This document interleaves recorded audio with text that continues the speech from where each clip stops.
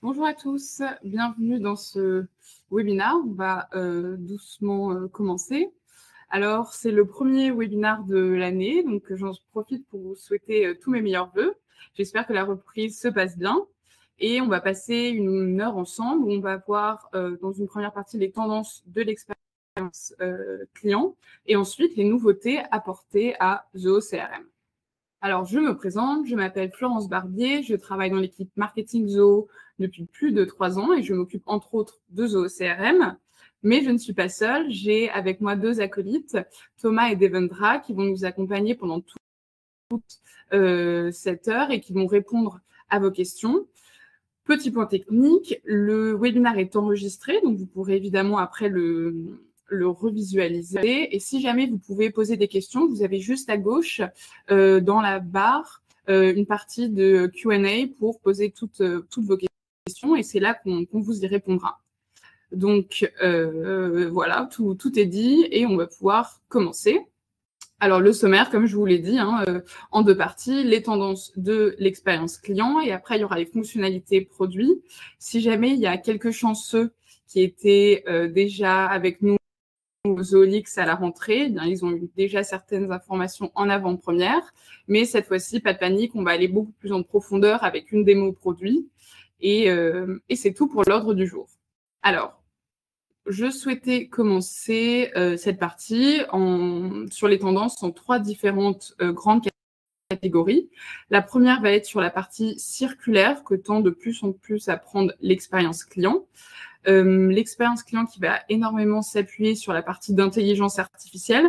Je pense qu'il fallait habiter très très loin ou très profond dans l'Amazonie pour ne pas avoir entendu parler d'intelligence artificielle en 2023, mais la tendance continue évidemment cette année. Et enfin, qui dit intelligence artificielle, dit exploitation des données. Et on va voir quelles sont les grandes tendances de cette année. Alors, je souhaitais commencer par une donnée très importante, en tout cas que j'ai trouvée très importante, qui est que pour 86% des consommateurs, l'expérience client est plus importante que le prix. Donc, c'est important de remettre ça dans le contexte actuel, donc le contexte inflationniste avec une très grande concurrence. Et en fait, l'expérience client va vraiment être quelque chose que votre entreprise va pouvoir mettre en avant, par exemple pour fidéliser des clients. On sait que garder un client coûte beaucoup moins cher qu'en acquérir de nouveaux. Et on voit que là, il y a du coup un véritable enjeu pour votre entreprise. Donc, ça va être un peu le fil conducteur de toute notre partie sur les tendances, qui va être comment obtenir la meilleure expérience client possible. Alors, la première chose, qui est loin d'être une nouveauté, rassurez-vous, je ne vais pas vous expliquer ce qu'est l'omnicanalité. Ce qui est important de noter, c'est que l'omnicanalité, qui a encore 5 années, était présentée parfois comme quelque chose d'un peu novateur ou voilà. Aujourd'hui, c'est plus du tout le cas. C'est attendu des clients, c'est nécessaire. Et en fait, ça va vous permettre d'offrir un discours extrêmement cohérent à travers les différentes interactions que vous avez avec vos clients. Et ça va être un peu la base de toutes les tendances de l'expérience client qui vont suivre par la suite. L'omnicanalité, qui est un principe de base, mais qui va de pair avec la partie circulaire de l'expérience client. Avant, on pensait quelque chose d'extrêmement linéaire. Donc, c'est-à-dire, j'ai un besoin, je vais faire des recherches, après, je vais acheter mon produit et ça s'arrête là. C'est quelque chose aujourd'hui, surtout quand on garde en tête la partie de fidélisation qui n'est plus possible. Vous devez vraiment accompagner vos clients tout au long de sa durée de vie dans votre entreprise et vous devez adapter votre discours, qu'importe l'étape à laquelle il est. Alors, je suis d'accord avec vous, parfois c'est un peu complexe de savoir s'il est seulement à la partie de découverte ou s'il est déjà dans la partie de maintien de votre produit, mais qu'importe, l'important est de toujours avoir des contacts réguliers et personnalisés avec votre client. Et donc, comment mettre ça en place? Il y a 3 différentes sous-parties que je vous propose. La première est sur l'autonomie. Donc, on va commencer avec une statistique qui est que pour 72% des consommateurs, ils préfèrent trouver eux-mêmes une solution à leurs problèmes. Donc ça, c'est plutôt pas mal, hein. Les 3/4 de vos clients souhaitent être autonomes. Le problème, c'est que seulement la moitié d'entre eux trouvent les ressources dont ils ont besoin. Donc là, il y a vraiment un écart entre les attentes du consommateur et ce qui est proposé aujourd'hui par les entreprises. Alors, comment mettre en place cette autonomie, ou qui s'appelle aussi self-care? C'est assez simple, donc ça, c'est plutôt la bonne nouvelle. C'est que vous allez pouvoir, par exemple, créer une foire aux questions, une FAQ, qui est simplement un recueil d'articles où vous allez pouvoir accompagner votre client pas à pas avec des captures d'écran ou voilà, ce genre de choses. Vous avez aussi les chatbots, qui est vraiment un échange extrêmement dynamique pour trouver une réponse à ces questions. On en reparlera évidemment avec la partie d'intelligence artificielle. Vous avez ensuite une partie un peu plus communautaire avec des forums, des blogs, où là, vous avez plutôt vos différents clients, utilisateurs qui s'entraident entre eux. Et après, vous avez une infinité d'autres possibilités, que ce soit des tutos sur une chaîne YouTube, que ce soit des articles, ou voilà, que sais-je, vraiment, là, vous avez pas mal de choix. Et ce qui est assez intéressant, c'est que une fois que vous avez mis cette autonomie en place, il ne faut pas la laisser dans un coin. Il faut essayer d'apporter un peu d'automatisation, d'une part pour connaître les demandes des clients, c'est-à-dire que si vous avez vu que dès qu'un client va aller sur l'article, par exemple, vous êtes vendeur de télé, et il va sur l'article « Comment régler la luminosité ?» Généralement, la recherche qui vient juste après, ça va être comment gérer la sonorité.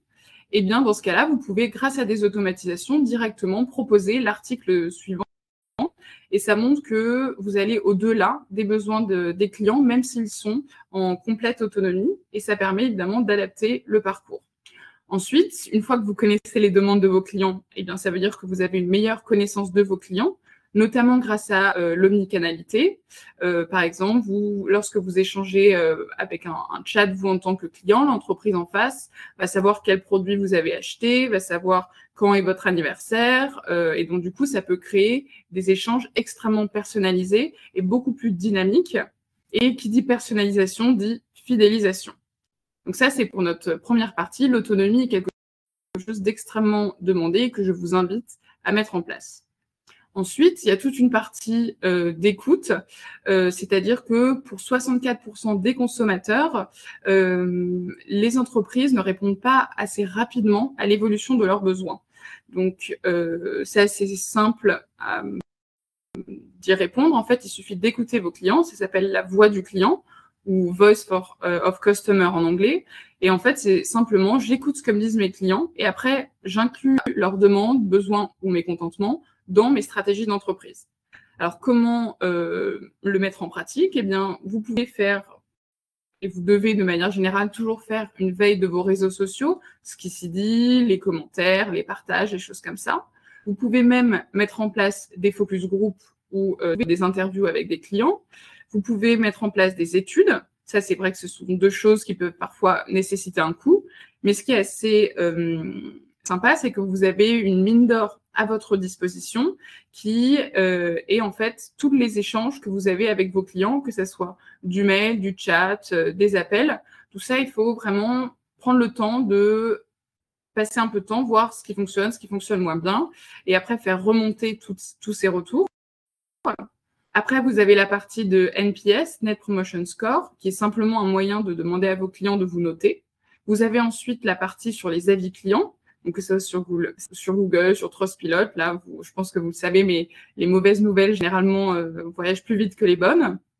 Et enfin, il y a toute la partie blog et forum, si vous l'avez mise en place, qui peut être un moyen de voir quelles sont les tendances d'utilisation de vos produits ou les besoins des clients.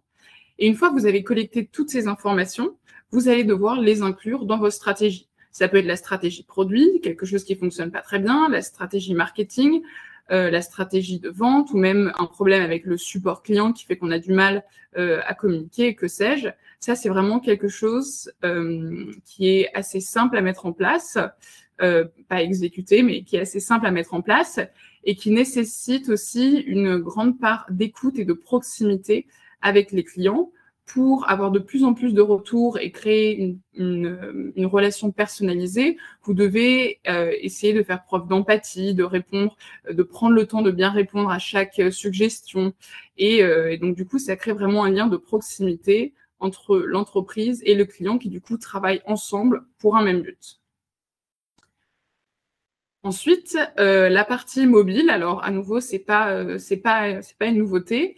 Je vous ai mis un schéma avec les différentes utilisations mobiles versus ordinateur selon les industries. Vous avez, par exemple, dans le retail, près de 75% du trafic qui est fait sur mobile, alors qu'à l'inverse, dans le monde des logiciels, ça va être que 25%.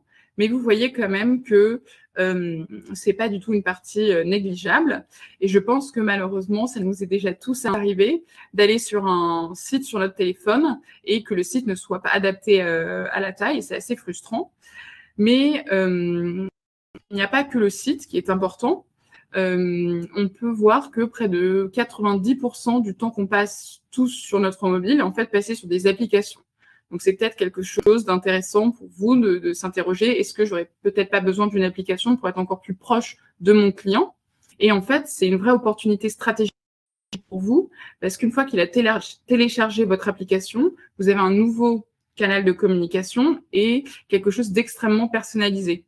On peut penser quelqu'un qui se balade et qui tout d'un coup passe près d'un de vos magasins, et ben directement, vous allez lui envoyer une notification en disant bah venez, on a une petite surprise pour vous en magasin, ou quelqu'un qui se balade et tout d'un coup il pleut, bah vous êtes une entreprise de parapluie, ça tombe à pic, vous pouvez lui envoyer une notification pour savoir s'il a bien pris votre parapluie. Voilà, il existe une multitude d'exemples, je ne vais pas tous les faire, mais vous voyez l'idée. Et ce qui est assez stratégique, en plus de ça dans la partie mobile, c'est que vous êtes présent dans la sphère intime de vos clients. C'est-à-dire que c'est le produit qu'ils utilisent pour parler à leurs enfants, à leurs parents, à leurs frères et sœurs. Donc, il y a une énorme proximité. Et c'est un moyen beaucoup moins formel que, par exemple, l'email. Si jamais vos clients vous contactent via l'application ou même parfois avec les applications de messagerie instantanée, comme WhatsApp, Facebook Messenger ou iMessage, eh bien, vous avez donc on est d'accord que c'est moins formel, mais il y a une temporalité qui est différente. Avec le mail, on peut attendre une réponse sous 24 heures, alors que par messagerie, vous allez attendre une réponse dans les quelques heures qui suivent, et ça va être beaucoup plus fluide, beaucoup plus cordial, et donc il y a un vrai lien qui se crée entre le client et l'entreprise, et une expérience qui est vraiment extrêmement fluide et positive. Alors, j'en ai terminé sur ma première partie sur l'expérience client, et maintenant, j'ai une petite question à vous poser, c'est est-ce que vous connaissez Zia? Donc, je viens de vous mettre un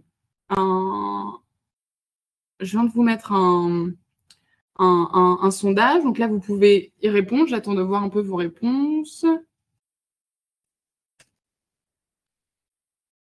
Donc, voilà, je ne vous donne pas la réponse tout de suite parce que sinon, je ne vais pas savoir. Vous n'allez pas répondre. Hop. J'attends encore un petit peu. Hop. Je vais voir les résultats. Donc, on a... Ah, c'est assez serré quand même. On a 53%. Je vais vous publier les résultats. On a 53% des participants qui connaissent Zia et du coup 46 qui ne connaissent pas. Alors, pour vous donner une idée, Zia est en fait l'assistant d'intelligence artificielle de Zoho et qui existe depuis plus de 10 ans maintenant. Donc, c'est loin d'être nouveau chez Zoho. Et ça nous permet de commencer cette deuxième partie sur l'intelligence artificielle. Donc, on va commencer évidemment par les chatbots. Comme je vous disais tout à l'heure, c'est le sujet de l'année dernière. Et il y a une vraie stratégie derrière tout ça, en tout cas une opportunité financière, qui est que lorsque vous utilisez un chatbot, vous avez une augmentation de vos ventes jusqu'à 67%. Donc, c'est énorme et je pense qu'on voit tous tout de suite l'intérêt. Et en fait, le chatbot va permettre d'améliorer l'expérience client sur différents aspects. De 1, la disponibilité. Si jamais quelqu'un fait des recherches sur votre entreprise à 3 heures du matin un 1er janvier, je vous le souhaite. Mais en tout cas, vous aurez le chatbot qui sera là pour faire en tout cas une première ligne de réponse. C'est un gain d'efficacité pour le client. Ben voilà, il n'a pas besoin d'attendre une réponse d'un agent. Il a une grande chance de trouver lui-même la réponse. Mais également pour vos commerciaux, vos agents support, c'est-à-dire qu'ils vont traiter beaucoup moins de demandes et se concentrer sur les demandes peut-être un peu plus complexes et du coup gagner en efficacité. il y a un lien entre la partie chat automatisée et après les agents ou commerciaux qui répondent aux demandes. Ça, c'est généralement extrêmement demandé parce que lorsque vous mettez en place à nouveau cette autonomie, c'est bien, mais ça ne doit pas être la seule chose qui est en place. Vous devez, si la personne a une demande un peu plus complexe, d'offrir un accompagnement jusqu'au bout de sa requête. Et c'est là que du coup, la personne rentre en jeu, mais c'est important vraiment d'allier les deux. Ensuite, il y a une optimisation permanente avec l'IA. L'IA apprend d'elle-même, en fait. Donc, plus vous allez avoir de chats, plus vous allez avoir de discussions, plus le chatbot va s'améliorer et vous proposer une expérience optimisée. Mais vous aussi, vous devez bien toujours regarder les analyses, ce qui fonctionne moins bien, pour vous aussi aider le chatbot à s'améliorer. Et enfin, la dernière partie, c'est la partie de personnalisation. À nouveau, on est dans un échange dynamique entre deux entités, alors un humain et un robot, mais il y a quelque chose d'extrêmement personnel parce que à partir du moment où vous, en tant que client, vous avez donné votre numéro de commande, et directement, le chatbot a plein d'informations pour vous et il s'occupe de traiter un problème qui vous est propre, donc quelque chose d'extrêmement personnalisé. Voici pour la première partie sur l'IA.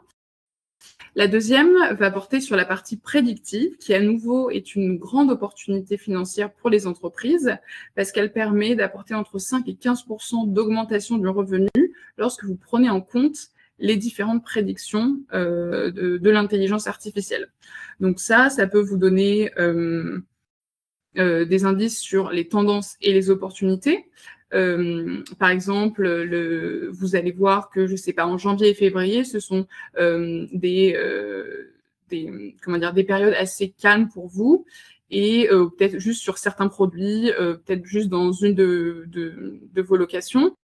Eh bien, c'est peut-être le moment pour vous de soit activer en essayant de faire des promotions ou des campagnes, ou sinon juste de dire, voilà, c'est le moment où je remets tout à plat mon stock, où je fais un peu de travail interne, et après, je suis prêt pour tenir le long de l'année. Ça peut être une manière de réagir face aux tendances et opportunités.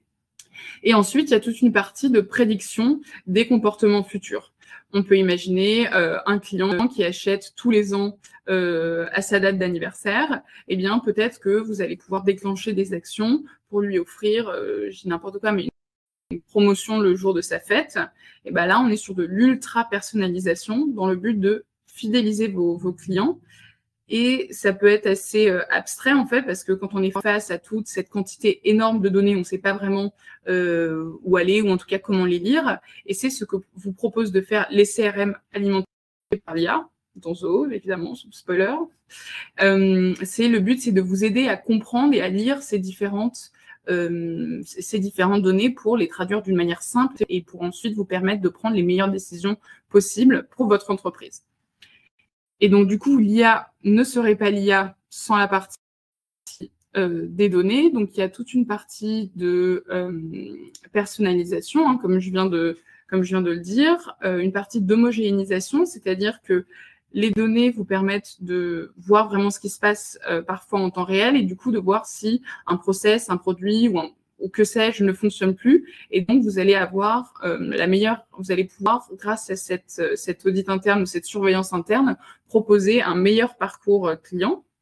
Les données, on vient de le voir également, permettent de prédire, mais également d'ajuster, parfois en temps réel, c'est-à-dire que selon la typologie du client, selon son parcours, selon plein de critères qui vous sont propres, vous pouvez par exemple ajuster le prix en temps réel, vous pouvez déclencher une action si, je dis n'importe quoi, mais le panier a été ouvert depuis plus de 2 heures, mais qu'il n'a pas été validé. Donc, il y a plein de manières d'utiliser ces données. Et la dernière, qui reste évidemment notre fil rouge pendant toute cette présentation, qui est la partie de fidélisation. Mais qui dit données, dit évidemment sécurité et malheureusement cyberattaque. J'ai trouvé une étude qui disait qu'il y avait plus d'une entreprise sur 2 qui avait été victime de cyberattaques en France. Donc, c'est énorme. Ça va évidemment entacher la confiance de vos clients, mais également de vos partenaires, parce que si jamais vous n'avez plus accès à vos données ou si jamais on vous vole vos données, évidemment, il y a plus grand monde qui va vouloir travailler avec vous. Et on a un peu, j'ai l'impression, dans l'imaginaire collectif, cette idée que les cyberattaques, c'est un mail écrit en capital, bourré de fautes, qui dit cliquez ici pour devenir milliardaire. Alors oui, il y en a encore, mais les attaques sont quand même de plus en plus poussées, notamment à l'IA. Et donc aujourd'hui, il y a du contenu extrêmement bien rédigé, avec des images, et c'est très compliqué de voir qui était à l'origine de ces emails. Et c'est pour ça qu'il faut faire beaucoup, voilà, vous devez en parler avec vos employés, avec vos équipes pour vous y préparer. Et par exemple, nous, chez Zoho, on a 2 équipes. On a l'équipe rouge qui attaque et l'équipe bleue qui va défendre. Et en permanence, en fait, on est face à des tests. Le plus récent, c'était lorsque Zoho a franchi la barre des 100 millions d'utilisateurs dans le monde. Et certains employés ont reçu un mail, donc au branding de Zoho, avec même des visuels qui avaient été repris de LinkedIn, en lui disant, bah voilà, on vient de passer la barre des 100 millions, on est hyper content, on a une petite surprise pour vous, cliquez sur ce lien. Et c'est un lien Zohoform, pour ceux qui connaissent, c'est l'outil de création de formulaire de Zoho. Donc tout avait l'air d'être parfaitement safe, et pourtant c'est une attaque de l'équipe rouge. Donc vous voyez, c'est quelque chose qu'il faut vraiment être en permanence sur le qui-vive. Alors, j'en ai terminé avec ma première partie sur les nouveautés, enfin sur les tendances de la relation client, pardon. On passe maintenant à la partie sur les nouveautés de Zoho CRM. Donc il y en a 5 que je vais vous présenter. Et il y en a 2 autres que j'aborderai vraiment en surface parce qu'elles vont prochainement être disponibles. Alors, c'est parti. La première va porter sur CPQ. Qu'est-ce que ça veut dire? C pour configuration, P pour prix et Q, quote en anglais, qui veut dire devis. En fait, c'est un outil qui vous permet d'automatiser et de personnaliser vos devis d'une manière extrêmement simple. C'est disponible pour les différents abonnements professionnels et supérieurs. Et je vais vous montrer rapidement à quoi ça ressemble dans Zoho CRM. Alors, je vais partager mon écran. Hop. Et donc là, normalement, vous me voyez tous, on est sur Zoho CRM. Là, on va dans la partie des paramètres. Hein. Hop, et là, c'est un nouveau module qui est tout en bas, qui vient d'apparaître ici, qui s'appelle CPQ. Et on va commencer par le premier, qui est le configurateur du produit. Donc là, on va mettre un scénario en place assez simple. On va dire, par exemple, que moi, je suis une entreprise de restauration et que quand plus de 30 personnes prennent rendez-vous pour le déjeuner, eh bien, j'offre 3 paniers de fruits. Vous avez prévenu, c'est un peu trop simple, mais c'est parti. Donc, je vais appeler cette partie offre déjeuner. Une disposition standard, donc là c'est bon, je fais suivant. Et c'est parti, je vais rentrer mes différents critères. Donc là, je dois d'abord choisir un produit auquel va s'appliquer la règle. Soit je veux une règle applicable pour tous les produits, soit pour un produit spécifique. Donc moi, dans mon cas, c'est juste la partie, je vais masquer ça, mais juste la partie déjeuner. Donc là, vous voyez ici, je sélectionne mon produit déjeuner, hop. Et je veux ajouter un critère, donc c'est si jamais j'ai un minimum de 30 déjeuners. Donc si jamais les articles à devis, la quantité, vous voyez qu'il y avait d'autres, ici il y avait d'autres choses que vous pouviez sélectionner. Hein, là c'est libre à vous de mettre en place vos règles. Et donc du coup, si la quantité est supérieure ou égale à 30, eh bien je veux que cette règle s'applique. Et donc du coup, là je dois définir une action. Soit j'ajoute un produit obligatoire, c'est ce qu'on va faire nous, mais je peux suggérer un produit. Par exemple, quelqu'un qui prend mon offre pique-nique, je vais lui suggérer d'avoir, par exemple, des couverts ou des nappes ou que sais-je. Et je peux même mettre à jour certains champs. Tout fonctionne de la même manière, mais je vous montre le premier exemple simple où l'ajout d'un produit obligatoire. Et donc, nous, on a dit que c'était un panier de fruits. Donc, c'est parti. Moi, je veux le définir comme gratuit, mais c'est pas obligatoire. Hop. Et donc, du coup, je veux que la description ou la quantité, moi, je vais mettre une quantité absolue, donc 3. Mais là, vous allez me dire, bah, si jamais j'ai 500 déjeuners, 3, ça va pas faire beaucoup d'heureux. Je suis d'accord. Et c'est en fait, depuis l'article en devis, ici, vous allez pouvoir créer des règles. Donc, je configure juste pour vous montrer. Donc, sur mon offre déjeuner, par exemple, je peux décider que je prends la quantité, je la divise par 2. Voilà, c'est un exemple. Là, après, c'est à vous de faire vos calculs, mais c'est ici que ça se passe. Moi, je reste simple pour la partie exemple et j'en veux 3, quoi qu'il arrive. Je termine, j'enregistre ma première règle produit et je vais dans le module devis juste ici. Et on va créer un devis. Je vais mettre devis, je vais mettre webinar, puisqu'on est ensemble. Là, vous rentrez, comme à chaque fois, vos différents champs selon ce qui vous intéresse. Ici, je rentre notre partie déjeuner. Donc là, tout est automatisé. Donc moi, je vais dire que j'ai 45 déjeuners. Et donc là, j'enregistre. Et automatiquement, vous voyez qu'on m'a proposé de rajouter 3 paniers de fruits gratuitement. Donc voilà, là, c'est très simple, mais j'imagine que vous pensez déjà à pas mal d'applications pour vos entreprises. Donc voilà où ça se passe. Ça, c'est la première partie pour lier des produits ou en tout cas voilà, créer une espèce de fonctionnement. Si j'achète un produit, eh bien j'en ajoute un autre. Mais il existe d'autres fonctionnalités dans CPQ. Maintenant, ça va être la règle tarifaire. Donc, la règle tarifaire, nous, on va penser, par exemple, moi, je suis restauratrice, du coup, et je veux que toutes mes livraisons qui aient lieu à Paris, j'offre une remise de 10%. Voilà, parce que c'est proche et ça m'arrange. Donc, je vais créer cette règle avec vous. Là, on a dit quoi? On a dit livraison Paris. Ici, je choisis si c'est une règle qui s'applique selon le volume. Alors, dirigé et mal traduit, pardon, mais en fait, ça, c'est juste lorsque ça s'applique, qu'importe le volume. Donc, moi, je vais prendre cette règle-là. Disposition toujours standard. Et donc, soit je mets un tarif en disant que, je sais pas, mes livraisons sont toutes à 5 €. Moi, je préfère mettre une remise. Et c'est parti. Donc là, on est face à la même interface. Cette fois-ci, je veux que ça ne soit pas lié à un produit spécifique, mais à tous les produits que je propose.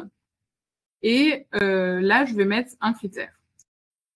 Donc, mon critère, on a dit que je suis dans le module devis et je veux que cette fois-ci, le code postal de livraison, à nouveau, il y a pas mal de fonctionnalités qui vous intéressent, mais moi, je veux que le code postal de livraison soit 75. Jusque-là, tout va bien, je termine, j'enregistre. Ah, non, j'enregistre pas parce que maintenant, je dois définir une remise. Et donc, du coup, c'est un pourcentage des articles à devis, ou en tout cas du produit. Moi, je vais faire une réduction sur le montant total et pas sur le tarif. Et donc, ma remise est de 10%, on a dit. Je termine, j'enregistre. Et maintenant, allons voir la magie dans le module devis. Hop. Là, on va dire, c'est quoi? C'est la livraison Paris. Donc, on va mettre Paris. Hop. Je renseigne à nouveau mes différents éléments, surtout le code postal de livraison. Et cette fois-ci, donc qu'est-ce qu'on va mettre? On va mettre des boissons non alcoolisées pour 21 personnes. J'ajoute une ligne, c'est comme ça que ça fonctionne. Et je vais mettre quoi? On va mettre mon panier de fruits, hop, pour à nouveau 21. Et donc là, mon code postal de livraison est bien 75. Du coup, j'enregistre. Et là, vous allez voir qu'automatiquement, j'ai une remise de 10% qui est appliquée. Donc voilà, à nouveau, une petite astuce, mais c'est vraiment la force de CPQ, c'est que c'est extrêmement simple à mettre en place et que ça va vraiment vous faciliter la vie. Donc ça, c'était sur la partie de CPQ qui est sortie il y a 4-5 mois. Et il existe également une nouvelle fonctionnalité qui est sortie, je crois, il y a 3 semaines et qui, cette fois-ci, est la partie de vente guidée. Donc, les ventes guidées, ça permet en fait tout simplement de créer un devis en pas à pas. Ça peut être utile quand vous avez une très, très large gamme de produits. Voilà, c'est compliqué de savoir exactement quelle offre correspond aux besoins du client. Ça peut aussi être assez intéressant lorsque vous avez un nouveau commercial qui rejoint votre entreprise. Bah voilà, peut-être qu'il va oublier de demander certaines fonctionnalités, en tout cas certains détails. Et bien avec cette vente guidée pas à pas, il va permettre à l'utilisateur de créer un devis complet et vraiment parfait en fait. Et ça va évidemment impacter l'image de votre entreprise. Alors, on retourne sur Zoho CRM, toujours et encore dans la partie CPQ tout en bas. Et donc là, c'est le dernier né, la partie vente guidée. Donc, nous, on va faire quelque chose d'assez simple à nouveau. Hein. Je vais juste poser 3 questions pour savoir quel produit correspond aux besoins du client. Donc, moi, ça va être mon offre au repas. On va dire, voilà, quelle offre est adaptée aux besoins de mon client. D'abord, je dois poser un titre. Donc, moi, ma première question, ça va être quel repas souhaitez-vous? Donc, c'est très simple. Pour moi, ça peut être est-ce que c'est un petit-déj, est-ce que c'est un goûter, un dîner, voilà, que sais-je. Donc, une fois que j'ai posé ma question, je dois évidemment l'associer à un module. Moi, ça va être mes différents produits. Donc, je l'associe au module produit et au nom du produit. Là, vous allez retrouver les différents champs du module. Voici ma première question. Une fois que j'ai fait la partie repas, je vais demander quel est le menu. Donc, du coup, je remets ici menu. À nouveau, quel est le menu souhaité? Hop. Je reste toujours encore dans la partie produit parce que chez moi, mes menus sont organisés dans les balises, dans les tags. Et donc, du coup, je vais associer ça avec la partie balise qui est juste ici. Donc, en fait, la personne aura juste à cliquer s'il veut un menu VG avec viande, barbecue, que sais-je. Et j'ajoute une dernière question qui est la partie budget. Hop, budget. Et donc, du coup, quel est le prix par personne? Voilà. Et donc, cette fois-ci, à nouveau, je reste dans ma partie produit.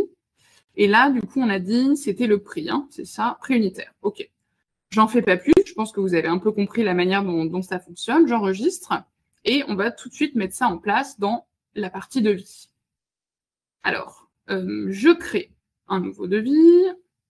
Objet, on va mettre test webinar. Là, j'ai pas besoin de remplir grand-chose. Je vais juste, ici, vous voyez, la partie vente guidée. Et il y a notre offre au repas qu'on vient de construire ensemble. Donc, c'est parti. On me pose la première question. Donc, quel est le produit? Alors, moi, c'est l'offre dîner que le client souhaite.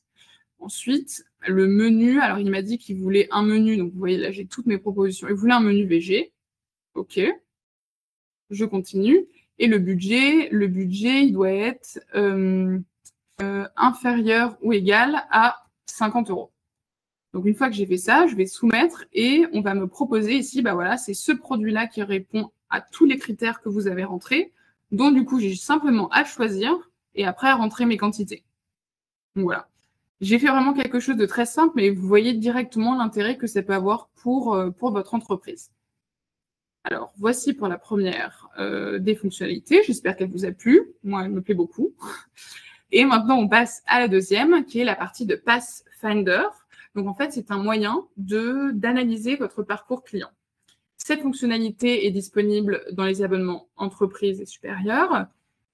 Et en fait, pour ceux qui connaissent déjà Command Center, ces deux fonctionnalités sont vraiment très proches. C'est-à-dire que la partie Command Center vous permet de séparer votre parcours client en différentes étapes. Et le Pathfinder va faire l'inverse. Lui, il va aller chercher dans toutes vos données et il va vous montrer d'une manière extrêmement schématisée à quoi ressemble votre parcours client.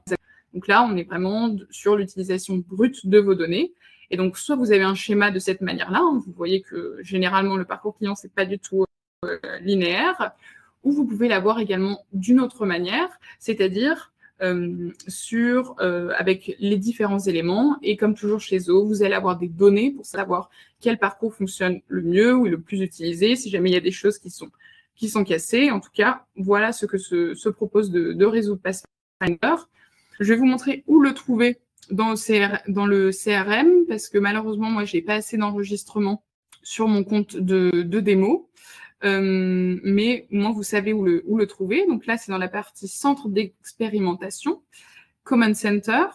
Et donc là, vous avez la partie donc Command Center, et c'est ici que vous allez trouver toute la nouvelle partie Pathfinder. Je peux vous montrer rapidement à quoi ça ressemble, mais là, c'est juste la partie de paramétrage, donc je ne vais pas avoir un visuel à vous partager.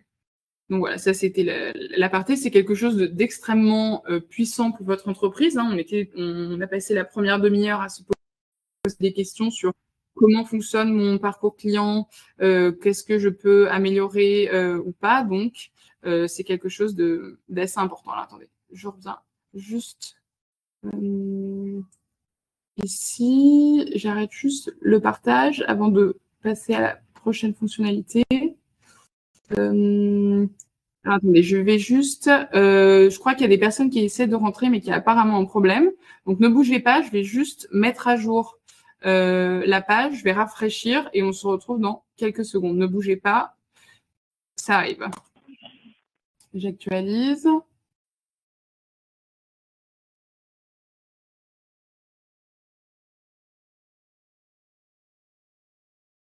Et alors, je vais repartager un lien. Alors là, normalement, vous voyez tout. Il y a à nouveau mon écran, donc ça, c'est bon. Je regarde, je demande à mes 2 collaborateurs qui sont à côté si jamais tout a bien fonctionné. Et après, on repart dans la partie démo. Ok, bon, bah, très bien. Ça fonctionne, donc tant mieux. Je repartage et c'est parti. Donc, voici la partie Pathfinder dont je vais vous parler. Je masque ça parce que c'est moche et c'est parti. La nouvelle fonctionnalité, c'est la partie des règles d'attribution. Alors, je vous rassure, je sais que ce n'est pas une nouvelle fonctionnalité, elle existe déjà, mais il y a eu 3 petites nouveautés qui sont sorties, je crois, pareil, il y a 2 semaines, et que je trouvais sympa de vous partager.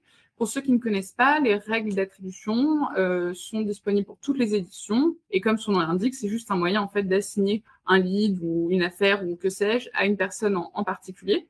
Et donc, du coup, il y a 3 nouveautés. La recommandation par ZIA, donc à l'aide de l'intelligence artificielle, une partie d'attribution par disponibilité, donc est-ce que je suis connectée, est-ce que c'est par exemple ma plage horaire sur laquelle je travaille, et ensuite un seuil d'assignation en disant bah voilà, dans mon équipe, je veux pas que personne n'ait plus de 100 leads par mois, ou voilà, que sais-je. Je vous montre sur ZooCRM où est-ce qu'on peut trouver ces petites merveilles. On va dans la partie automatisation, règles d'attribution. Et donc là, vous avez la partie ZIA. Donc malheureusement, je ne peux pas vous montrer parce que comme je vous l'ai dit, il faut qu'il y ait un minimum de 1000 enregistrements au cours des 6 derniers mois. Mais c'est là que vous pouvez le mettre en place. Il y a une partie de seuil qui est disponible cette fois-ci juste dans cet onglet. On va en créer un ensemble.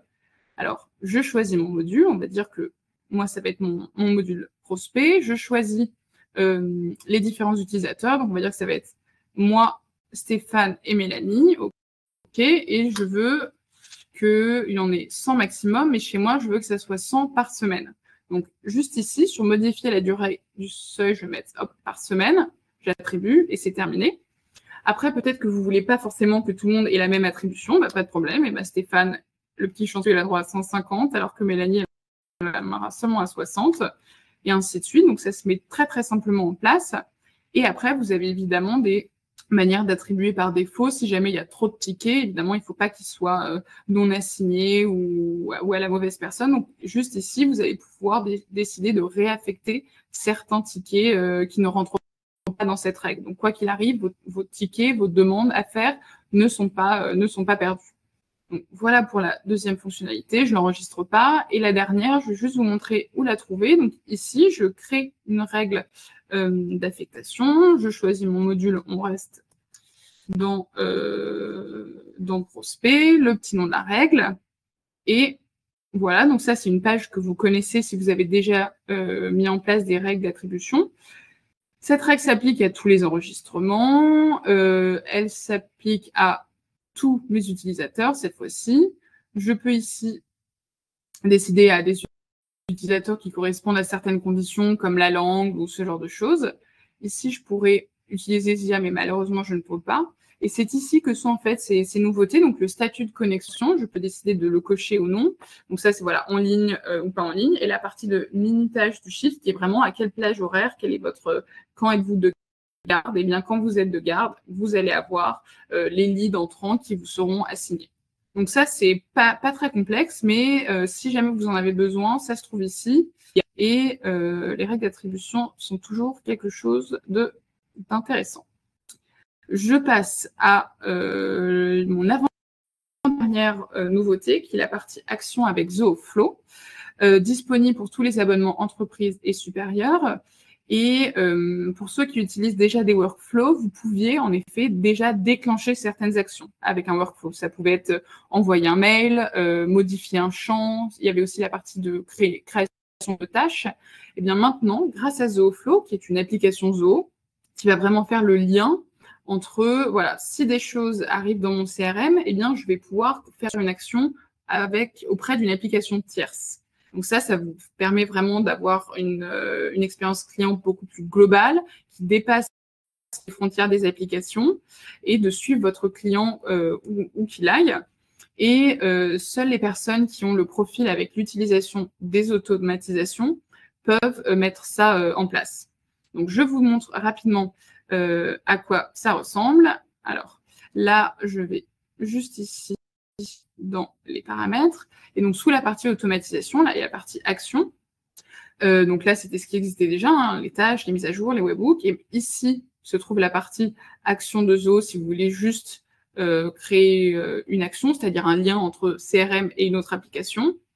Eh bien, moi, on va faire un workflow ensemble, comme ça vous parlera plus. Donc, je vais ici, règle de workflow. Je vais créer une règle. Moi, ma règle, ça va être de dire que lorsqu'un lead est perdu, eh bien, je veux que quelqu'un du support client le contacte pour lui demander ce qui s'est passé. Voilà, c'est aussi simple que ça. Donc, je suis dans mon module prospect, hein, on reste là. Ça va être le suivi client perdu. Hop, et c'est parti. Je veux que cette règle soit exécutée selon un enregistrement. Dès qu'un enregistrement est modifié pour moi, parce que voilà, c'est partie des différents stades de mon client. Donc, dès qu'il est modifié, je peux décider qu'il soit répété si je le veux. On reste simple, donc je veux que ça s'applique à tous les prospects. Et voilà où arrive Zooflow. Là, c'est juste ici, c'est tout nouveau, comme vous le voyez, et c'est ce qu'on va mettre en place ensemble. Donc, je clique dessus. Je vais créer une nouvelle action, hein, donc qui est vraiment le bridge entre les deux. Et donc là, vous avez toutes les différentes applications, voilà, qui ne sont pas évidemment que des applications Zoho. On est évidemment ouvert à toutes les applications que vous utilisez. Donc, je vous montre certaines applications qui pourraient vous intéresser. Et nous, on va décider d'être en contact avec le service client. Donc, je suis quand même un peu corporate, on va utiliser Zohodesk, mais comme vous le voyez, Zendesk et Freshdesk, c'est compliqué à dire, sont évidemment disponibles. Donc, je prends Zohodesk et maintenant, je dois définir quelle action je souhaite déclencher dans Zohodesk. Donc, j'ai mon workflow. Donc, si cette action est déclenchée dans CRM, du coup, je veux, hop, déclencher l'action de créer un ticket dans Zohodesk. Donc, à nouveau, hein, c'est très simple. Vous voyez qu'il y a une quantité d'actions que vous pouvez mettre en place. Moi, j'ai pris juste la création d'un ticket. Je choisis la connexion. Donc là, on va la faire ensemble. Donc, elle va s'appeler webinar. Et donc là, en fait, c'est juste pour être d'accord entre les deux. Et donc, elle est déjà cochée. Vous allez voir juste ici. C'est la partie création de ticket. Donc, vous avez juste à autoriser. Maintenant, c'est cette fois-ci Zooflow qui vient me voir et qui me demande si j'autorise la communication entre les deux applications, ce que je fais. Je connecte. Hop, j'accepte toutes les conditions cette fois-ci de Zohodesk. Donc, ça se fait bien sûr en plusieurs parties. Et là, ma connexion est établie. Donc, le nom de l'action, on va dire que c'est toujours le suivi client. Dans mon module prospect, je peux mettre une petite description et je vais créer l'action. Alors maintenant, si vous suivez bien, tout a été paramétré dans CRM. J'ai fait l'accès jusqu'à aller chez Desk, mais maintenant, je dois définir quelles informations arrivent sur Zohodesk. Donc là, je dois définir le portail dans lequel va arriver le ticket, le département. Moi, je vais prendre le département, celui-là. Je peux mettre un mail, un téléphone. Je vais mettre un sujet qui va être suivi client perdu. Après, je peux mettre une description. Je vais dire, voilà, le client, là, il y a des informations dynamiques que je peux mettre dans CRM. Donc, par exemple, ici, je vais mettre son nom, le client, tac, tac, tac, dont le téléphone, hop, dont le téléphone et là, cette fois-ci, je vais mettre le portable. Enfin, voilà. Vous pouvez créer vraiment plein d'automatisations pour faire en sorte que la personne du support client comprenne vraiment ce qui se passe. Après, vous allez lui mettre un statut. Donc, moi, je veux qu'il soit ouvert. Une priorité, c'est quand même assez prioritaire pour moi. J'aimerais qu'il le recontacte par email. On va dire qu'il est allergique au lactose. Enfin, voilà. Vous voyez, j'ai plein de différents champs à créer. Le contact ici, ça va être Laurence. Je peux choisir une équipe, un produit. Voilà. Une fois que tout ça est fait, je valide. J'associe. Et là, j'enregistre et normalement, tout est bon. Alors, avant d'aller voir si ça fonctionne, je vais juste revenir sur ma présentation pour être sûr que tout se passe bien. Ok, donc ça, j'ai l'impression que vous entendez toujours bien, donc tout va bien. Je reviens, je partage mon écran, hop, et on va maintenant voir si jamais la règle a fonctionné. Donc, on a dit que c'était dans le module prospect. Donc, je vais prendre un de mes prospects au hasard. On va aller chez Carole. Et Carole, je vais dire que le statut, cette fois-ci, c'est qu'elle est lead perdue. Je le valide. Hop. Et donc là, normalement, si tout se passe bien, je devrais avoir, vous voyez, je viens d'avoir à l'instant de 14h47, c'est nous. Je viens d'avoir un ticket dans ma partie Zodesk avec toutes les informations. Donc là, j'ai le client Florence Barbier démo dans le téléphone et je ne vais pas rentrer, mais vous voyez que là, j'ai toutes les informations qu'on a renseignées ensemble, la priorité, le canal, il est allergique au lactose. Enfin, voilà, tous mes différents éléments sont bien reliés et donc du coup ça a fonctionné. Donc déjà de 1 je suis contente, mais de 2 ça vous montre vraiment la puissance en fait de ces actions grâce à Zooflow pour vraiment on passe à une dimension, là on sort du CRM, on est vraiment dans une uniformisation des procédés clients. Alors hop, et la dernière nouveauté que je vais vous présenter qui s'appelle modèle de données, qui est disponible pour la partie entreprise et supérieure. Alors là, en fait, comme on avait avec le Pathfinder de tout à l'heure, où c'était une représentation visuelle du parcours client, là, c'est une représentation visuelle de votre CRM. Donc, c'est assez important lorsque vous voulez faire un peu des restructurations, que vous voulez remettre au propre votre CRM. Là, vous n'avez rien à faire. Tout est déjà mis en place pour vous et vous allez juste voir la manière dont les différentes entités sont reliées. Alors, je vais vous montrer ça rapidement. Alors oui, alors là c'est Zodesk, donc on ne va pas changer de sujet une fois qu'on est presque arrivé à la fin. Donc là, vous allez dans la partie Hub de développeur et la partie modèle de données juste ici. Et donc là, vous avez simplement à ouvrir votre modèle. Ça, c'est bien parce que c'est très simple. Et voilà à quoi ça ressemble. Donc, vous pouvez vous naviguer, vous pouvez essayer de zoomer, comprendre quel champ, je peux un peu le bouger, voilà, quel champ est relié à quoi, voilà. Vous pouvez prendre un peu de hauteur. Et vous pouvez cacher un module, le rafficher, voir les différentes interactions. Et voilà, donc ça, c'est simple, mais vraiment, il y a énormément de potentiel, surtout le jour où vous souhaitez vous poser et comprendre vraiment comment fonctionne votre CRM. Donc voilà, pour la partie des nouveautés que je pouvais vous montrer. Maintenant, il en reste 2 dont je vais vous parler juste en surface parce qu'elles ne sont pas encore disponibles. La première est la partie Cadence Studio qui avait été annoncée aux Zoolix. Alors ça, en fait, c'est quelque chose qui est assez intéressant. Par exemple, votre commercial, lui, il a dans ses tâches d'appeler le client. Donc, il va programmer l'appel, il va l'avoir au téléphone. Suite à cet appel, il va déclencher le client va recevoir un premier mail automatisé, il va peut-être prendre rendez-vous pour aller tester votre solution, il va avoir du coup un deuxième mail et ainsi de suite, ainsi de suite. Et en fait, l'intérêt de Cadence Studio, c'est de faire que ce parcours-là soit personnalisé selon la réponse du client. C'est-à-dire que là, le client a décroché, il a donné une certaine réponse à votre collaborateur et du coup, il va avoir un certain type d'action. S'il avait donné une autre réponse ou s'il avait tout simplement pas répondu, eh bien, il n'aurait pas eu le même contenu, les mêmes emails. Donc ça, c'est pour la partie Cadence Studio. La deuxième, c'est la partie WorkQ qui va aussi bientôt sortir. Je vous donne pas de date, mais là, ça va être un moyen très simple en fait de hiérarchiser vos tâches et en fait de savoir directement ma journée arrive, voilà sur quoi je dois me concentrer Et voilà sur quoi je vais passer la majeure partie de mon temps parce que c'est prioritaire. J'en dis pas plus parce qu'une fois que ces deux fonctionnalités seront sorties, évidemment, on communiquera dessus, on vous fera des petites démos. Mais voici pour notre webinar. Et maintenant, je vais arrêter de partager mon écran et demander si jamais vous avez des questions. Alors, je regarde dans la partie Q&A.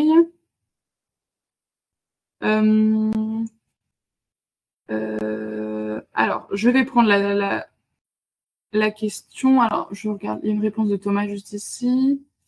Bon, du coup, il y a Corinne qui nous demande un contact. Alors oui, vous pouvez nous contacter soit sur les réseaux sociaux, soit via les supports, ou sinon, on a une page Zoo France Community. Et donc, c'est là où vous allez pouvoir poser vos questions et nous ou des autres utilisateurs Zoo pourront vous répondre. Ça s'appelle Zoo Community, c'est O2MUNITY. Alors là, on a quelqu'un du Québec. Wow, je dépasse les frontières, ça me fait plaisir. Le modèle de données entity, peut-on voir les clés uniques primaires ou secondaires? Alors, est-ce que ça a été répondu? Là, je ne sais pas, sur la partie modèle de données. Je me le note et je vous ferai un mail après. Donc, du coup, je répondrai à cette question. Je me les mets dans mes notes. Alors, est-ce qu'il y a d'autres questions? Oui, alors les mauvaises traductions, on a l'impression que les traductions n'ont pas été faites de manière automatique. Les check-in, c'est vrai, oui.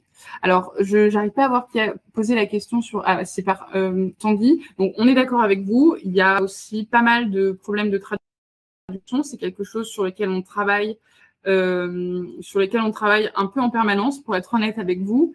Comme il y a une cinquantaine de produits, je comprends que vous ayez l'impression que ça ne bouge pas assez vite. Nous aussi, d'ailleurs, parce qu'on n'utilise que des produits Zoo. Donc, je suis d'accord que la partie check-in qui est en archivage, c'est pas du tout optimal.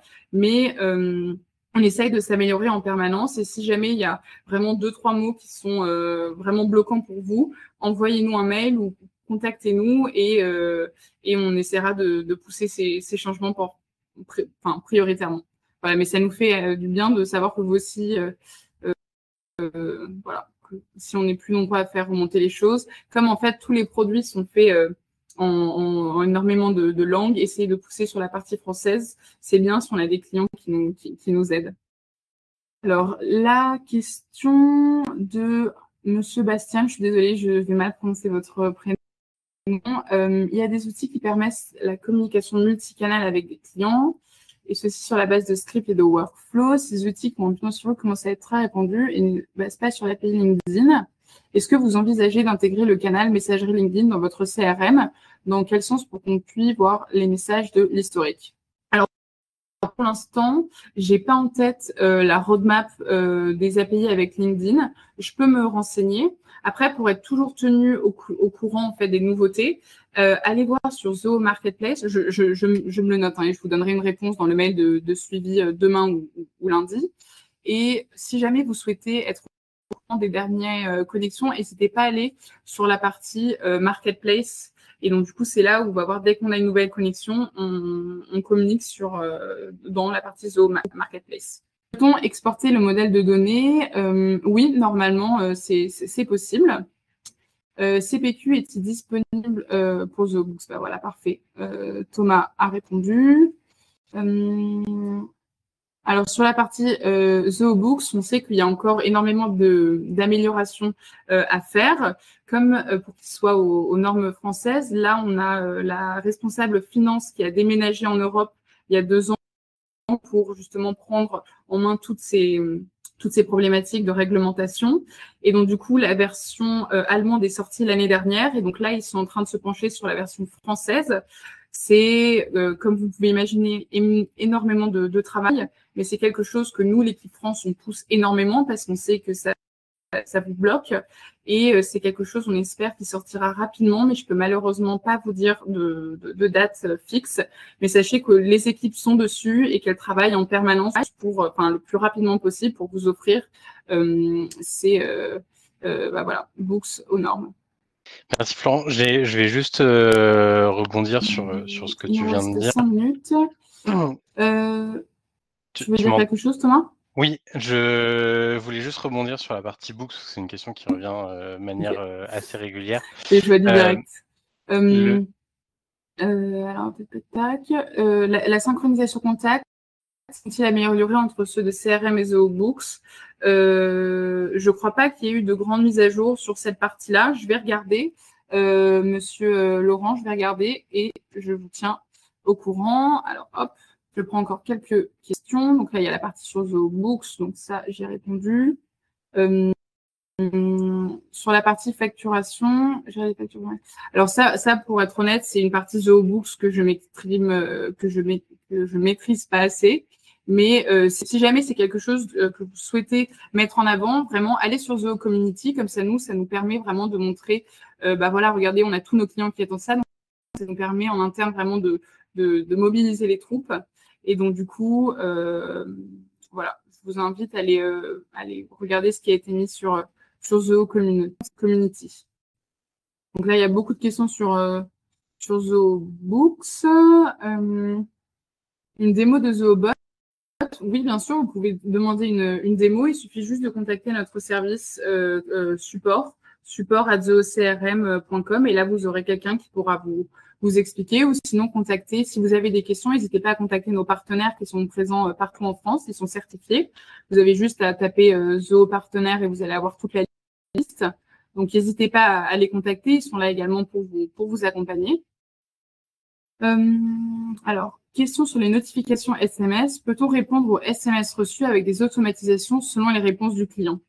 Alors, je crois, mais je ne suis pas sûre. Je sais que normalement, il y a un système de mots-clés que vous pouvez mettre en place, mais là, ça va plutôt être géré depuis la partie, depuis l'application avec laquelle vous envoyez des SMS normalement. C'est pas Zoo qui gère ça encore, mais à nouveau, je me le note et je vous ferai un retour. Donc là, il y a encore des questions sur ZooBooks. Voilà, donc vraiment, sur ZooBooks, je suis désolée, mais je ne peux pas vous donner de réponse. Je sais que c'est un problème bloquant, on en est conscience et on fait tout en interne pour y répondre de la meilleure manière possible. On arrive maintenant à la fin de ce webinaire, donc je ne veux pas vous garder plus longtemps. Merci à tous d'avoir été présents. Si vous avez des questions, n'hésitez pas à nous les poser sur Zoo Community ou sur nos réseaux sociaux. C'était un plaisir de vous retrouver. J'espère que vous serez là pour nos prochains webinaires. Normalement, il y en aura un le mois prochain. Donc voilà, suivez-nous sur les réseaux. Merci beaucoup et je vous souhaite une très bonne après-midi. Au revoir à tous. Merci beaucoup.